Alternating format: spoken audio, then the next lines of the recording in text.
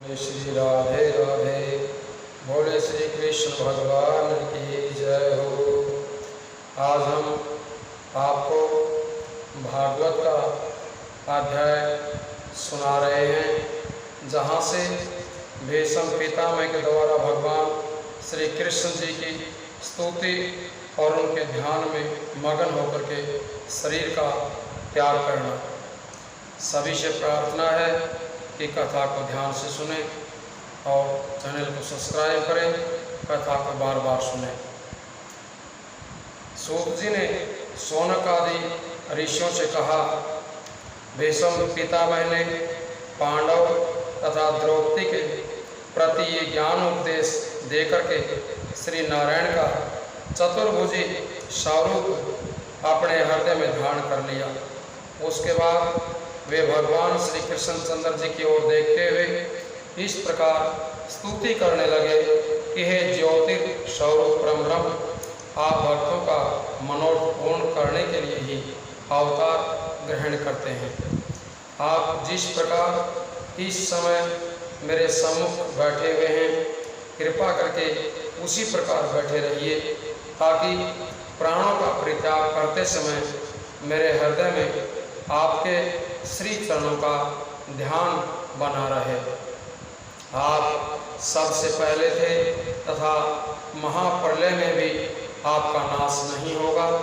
आपकी माया द्वारा तीनों लोकों की उत्पत्ति, स्थिति तथा संहार होता है। आप पृथ्वी का भार उतारने तथा धर्मी दुष्टों का संहार करने के लिए ही अपनी इच्छा से अवतार लेते हैं। आपके अवतार लेने का केवल यही कारण है कि संसारी लोग आपकी मनोहर श्यामल मूर्ति का सदैव ध्यान धरते रहते हैं तथा पापों से छूट करके भव सागर से पार होकर के मुक्ति मार्ग को प्राप्त कर लेते हैं।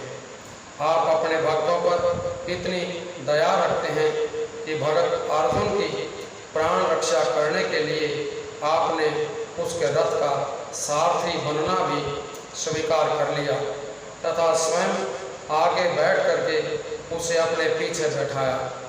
जिस समय मैं अपने तीखे बाणों को अर्जुन के ऊपर चलाता था, उस समय यदि स्वयं काल भी सामने आता तो वह उन बाणों को देख करके भयभीत होकर के भाग जाता, परंतु आपने उन कराल बाणों से तो अर्जुन की रक्षा की और स्वयं उनके प्रहार को अपने कोमल शरीर पर सहन किया।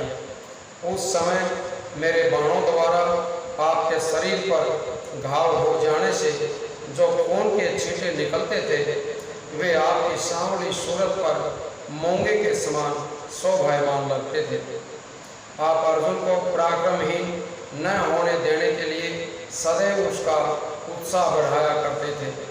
आपके चंद्रमा रूपी मुख पर बिखरे हुए घुंघराले केस इस प्रकार सुशोभित होते थे, जैसे नीले कमल के ऊपर रस के लोभी भौरे मंडरा रहे हों। आपके मुखार बिंद पर धूल तथा पसीने की बूंदें इस प्रकार लगती थी, जैसे पुष्पों के ऊपर ओस की बूंदें झलकती हैं। उस समय आप उस पसीने को अपने पीताम्बर से पहुँच करके तथा घोड़ों की रस्सी पकड़कर अर्जुन के रथ को शीघ्रतापूर्वक मेरी ओर दौड़ाते थे।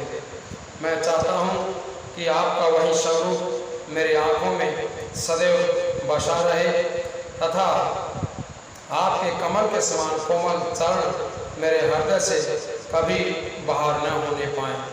हे प्रभु, आप अपने भक्तों का मान इस प्रकार रखते हैं कि महाभारत के युद्ध के समय आपने शस्त्र न उठाने की प्रतिज्ञा की थी तथा ये भी कहा था कि शंख बजाने तथा रथ चलाने के अतिरिक्त अन्य कोई कार्य मैं नहीं करूँगा।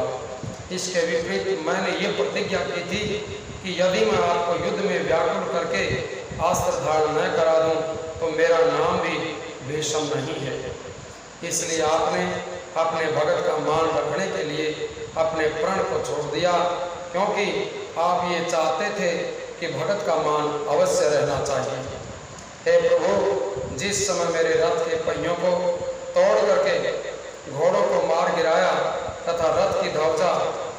के धनुष को काट दिया। उस समय आप क्रोधित होकर के उसी रथ का टूटा हुआ पहिया उठा करके मुझे मारने के लिए दौड़ पड़े थे। उस समय आप मेरे ऐसे सुंदर मुझे प्रतीत हो रहे थे जैसे बिजली को साथ लिए हुए श्याम घटा बड़ी धूम के साथ घिरी चली आ रही हो। दौड़ते समय आपका पीताम्बर पृथ्वी पर गिर पड़ा था, जिसका कारण ये था कि आपको प्रतिज्ञा भंग करते देख करके पृथ्वी अपने मन में ये सोचने लगी थी कि भगवान ने मेरा भाव दूर करने के लिए अवतार ग्रहण किया है।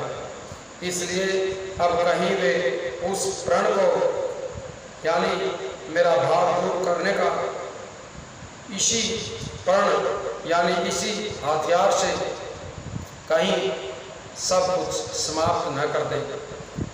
मेरा भाव दूर करने का शस्त्र न उठाने का भी भली भांति न छोड़ बैठे। उस समय पृथ्वी के मन की पीड़ा पहचान कर ही आपने अपने पीताम्बर को गिरा करके उसे यह आश्वासन दिया था कि तुझे किसी प्रकार का भय करने की आवश्यकता नहीं है।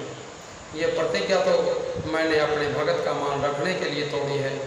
ए श्याम सुंदर, जिस समय मैं पांडवों की संपूर्ण सेना का संहार कर देना चाहता था, उस समय आप मुझे घबरा देने के लिए सहस्र रूप धर करके मेरे रथ के चारों ओर छा जाते थे। तब आश्चर्यचकित होकर के ये नहीं पहचान पाता था कि इन अनेक रूपों में आपका कौन सा स्वरूप सत्य है तथा कौन सा रूप का है, कौन सा माया का रूप है। उस समय आप मुझे व्याकुल देकर के धैर्य बंधाते तथा मेरी प्रशंसा करने लग जाते थे। जिस समय मैं उन बातों का स्मरण करता हूँ, उस समय मुझे अत्यंत लज्जा आती है तथा मैं अपना मुंह नहीं दिखाना चाहता हूँ। हे दयालु, आप भक्तों को ज्ञान दे करके उनका मनोरथ पूर्ण करने वाले हैं। इसलिए आपने मेरी मृत्यु के समय बिना बुलाए ही यहाँ आकर के जो अपना मुझे दर्शन दिया है, उससे मैं परम धन्य हो गया हूँ। जिस समय मृत्यु समय निकट आता है, उस समय मनुष्य को 60,000 बीछों के एक साथ डंक मारने जैसी पीड़ा होती है तथा वे आपका ध्यान करने में असमर्थ हो जाते हैं। उस समय जिस व्यक्ति पर आपकी अत्यंत कृपा होती है, वही आपके चरण कमलों का ध्यान धरकर भव सागर से पार हो जाता है। इसलिए मैं ये चाहता हूँ कि आपका ये स्वरूप मेरे नेत्रों में सदैव बसा रहे तथा आपके चरणों में मेरा ध्यान निरंतर लगा रहे। इस प्रकार स्तुति करने के उपरांत श्री भीष्म पितामह ने ज्योति स्वरूप भगवान श्री कृष्ण जी को अपने हृदय में स्थित कर लिया। फिर योग द्वारा अपना शरीर त्याग कर वैकुंठ धाम में वास किया। उस समय देवताओं ने फूलों की वर्षा की। बोले श्री राधे राधे, बोले श्री कृष्ण भगवान की जय हो।